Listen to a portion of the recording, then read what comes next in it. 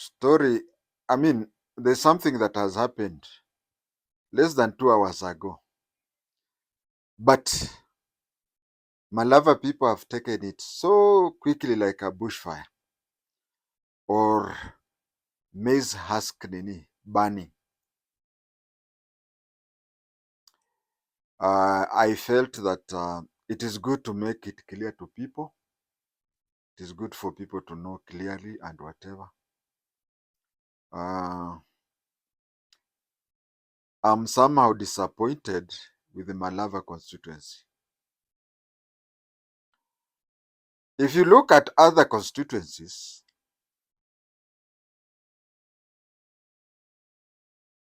surrounding Malava, there is a lot of development.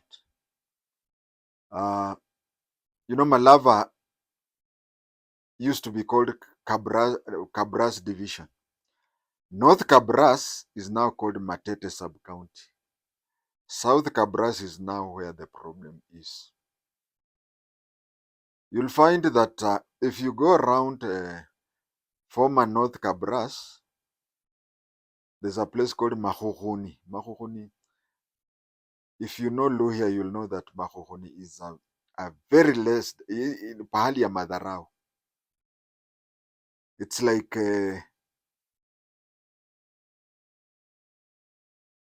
I don't know, but people who are backward. Mahohonis, there are types of animals, insects, which are similar. One could, for lack of a better example, one would say jiggers, but they're not jiggers. These are some worms that are associated with dirty, dumpy place and whatever. So you find that Mahohoni is a place where there used to be a lot of those things. It's just like saying that some place is so backward that if you walk barefooted, you'll get jiggers. But you'll find that all constituencies that surround Cabras, have got even storied buildings. They have got storied schools are built in storied buildings. But if you look at Malava,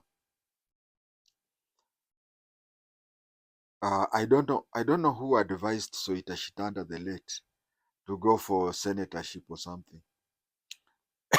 Malulu Injendi, for the 15 years he has been the MP, he has diminished the place to an extent that the only thing that those people are, and that thing is even going on and on and on.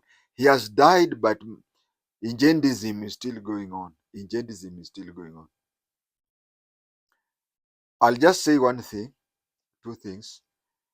When you want to construct, when you are an MP, just ask yourself a lot of questions. Let me talk about Riruta. We have an hospital within Kawangware, it's called Riruta. It used to be health center, but now it is a district hospital.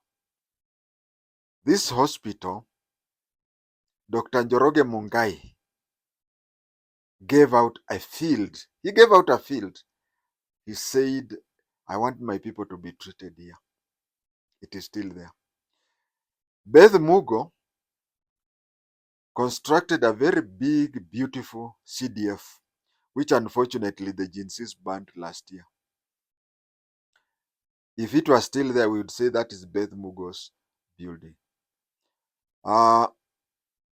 In Kenya's history, KJ has constructed 6 secondary schools from the ground. Every ward had a school. When it came to Riruta, he wanted to construct Durarua Secondary School, but then at that time we acquired Riruta Primary School. There's a field which was stolen from Riruta Primary School, so we pushed him until Riruta what do you call Riruta Ward had two schools, Durarua Secondary and Riruta Day School or something like that. I'm asking my Cabras people kindly, the way you people are addressing politics You are better than Kasipul Kabondo, because Kasipul Kabondo, there is a lot of physical fights. But Kasipul Kabondo is more reasonable than you when it comes to asking people, why are you reasoning this or that? You are taking things which are very, very, very, very much unfortunate. Those are the things that you are putting across. As I said, that was in 1968 that Njoroge Mungai gave out land. He died a long time ago. People still talk about that. These schools, 6 of them, KJ is a young boy, but one day he'll die. A century from today, people will be saying Riruta Secondary School, Durarua Secondary School were built. He decided to build. Let us not count Lenana Primary, because Lenana Primary was constructed because of the unfortunate thing. But let us count the schools that, if he would not have decided that, he would have, if he would not have decided that, he would have, nobody would have, my life would have still gone on. Life would have still gone on. Uh, let me tell you the trick he did. There was Corona. So a whole year there was no education. Ask your MP where the money went to. Him, he used the money which was to be, but every ward there was constructed a brand new school. We want politicians in Malava who, when they go, they can always say, during my time, or when they go, people will say, during so and so's time, this is what we have. Issue-based politics. It is really hard to convince Kabrasis that. Just imagine somebody went to the IEBC portal and found Edgar Busiega Muwanga is registered as a voter in St. Peter's Clever School, next to the OTC, and next between OTC and Central Bus Station. So if you go to all social media for Malaba, people are saying, this fellow is, instead of them sitting down together, asking themselves, we were here. Actually, if you ask me, Malava was going up during Soita Shitanda's time. Then the 15 years of Malulu, it was brought down. Now, somebody was saying that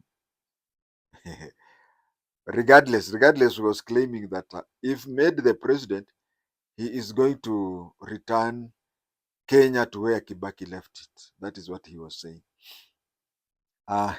Using the same terminology, I would ask the next MP for Malava to return Malava where Soita Shitanda left it. Just return it where it. The 7 years you'll be there, just return it where Soita Shitanda had left it. Now, the main point of today's discussion has got to do with the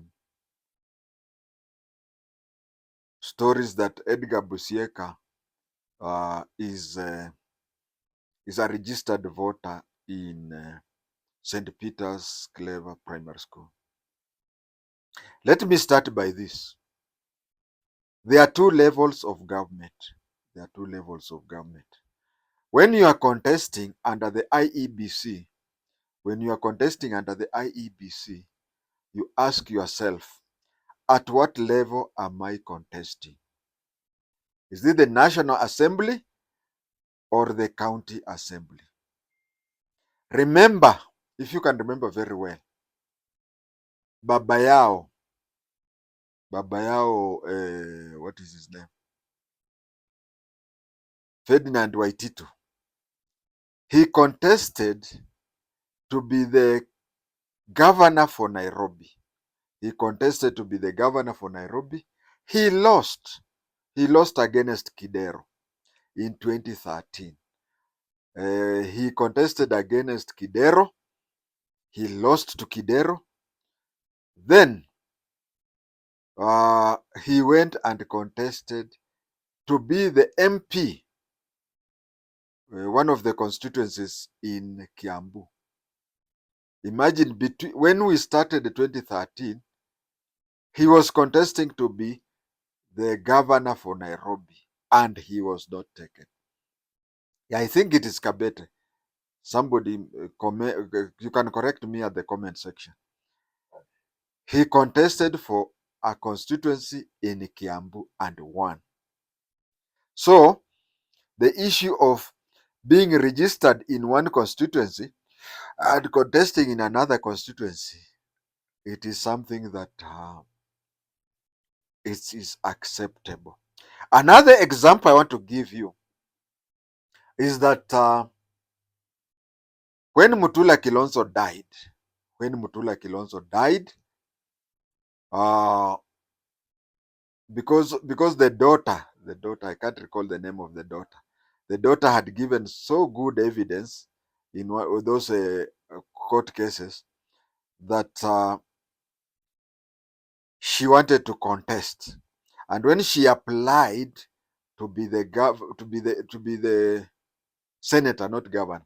When Mutula Kilonzo Senior died as the senator for Makueni, his daughter Kethi Kilonzo, yeah, the daughter is called Kethi Kilonzo. When Kethi Kilonzo wanted to be the senator in place of her father, she was cleared by her political party. She was cleared by her political party to contest. And when she was cleared, she gave out a voter's card. Those days, today things are like today. You take my ID, you do it, whatever, and then you go to Google IBC portal, and then you find where I am registered if you know my ID number. But those days we had started, we are improving. This what we were yesterday is not what we will be today and tomorrow. So that day she presented to the returning officer a copy of she presented to the returning officer a copy of a voter's card claiming that she was registered at Ngong Rescourse. She was registered at Ngong Rescourse as a voter. Wiper Party accepted her as Wiper's candidate for Makueni senatorial seat. They allowed her to contest for Makueni senatorial seat, but she had been, I don't know which Kamba lady had, is it the lady from Kibwezi? Yeah, the lady from Kibwezi is the one who had organized that in the belief that when she acquires a voter's card, she would be she would contest on the ruling party's seat. Now they went and organized that and whatever, and she got, there are those times when people are registering. When you can even change, to go and register and vote in another constituency apart from the one, and you can even what do you call, register out of time when the IEBC has accepted the registration. That one is allowed. But what happened was she only she was not appearing at the race course register, but she was accepted by Wiper as their candidate. And then she went to the returning officer. Presented her ID and the forged voter's card. When she presented the two, the returning officer accepted.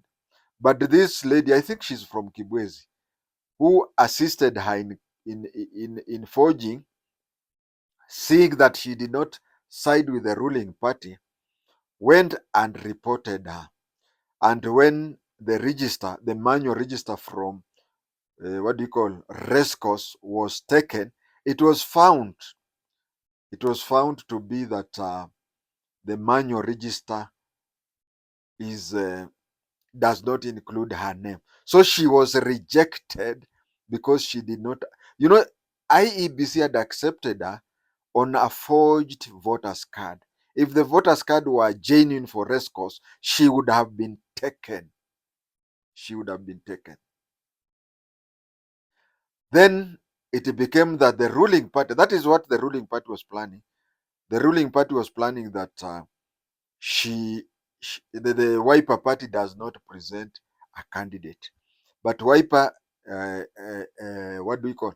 Wiper Democratic Party said that they are suffering for a mistake that they did not participate in.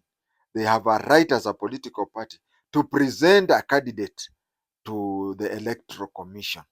They saw that they have a right to present a candidate to the Electoral Commission, and if the candidate did that, there is no way Wiper knew and whatever. So the court allowed Wiper to give a second name for that position, but not for Kethi Kilonzo. That is when now Mutula Kilonzo Jr. applied to be the senator for Makueni. Of course, later on he became the governor of Makueni, but that is how he ended up there. So in short, what I'm saying, there are two levels of government. And I've just given examples. The first level of government is county, and the second level of government is national. Now, if you want to contest a national seat, you have to be registered within the nation. If you want to contest on a national seat, you have to be registered anywhere else. No, not anywhere else. Anywhere in the country, in the nation. For example, and I've given that example, you could be registered in Lungalunga, and the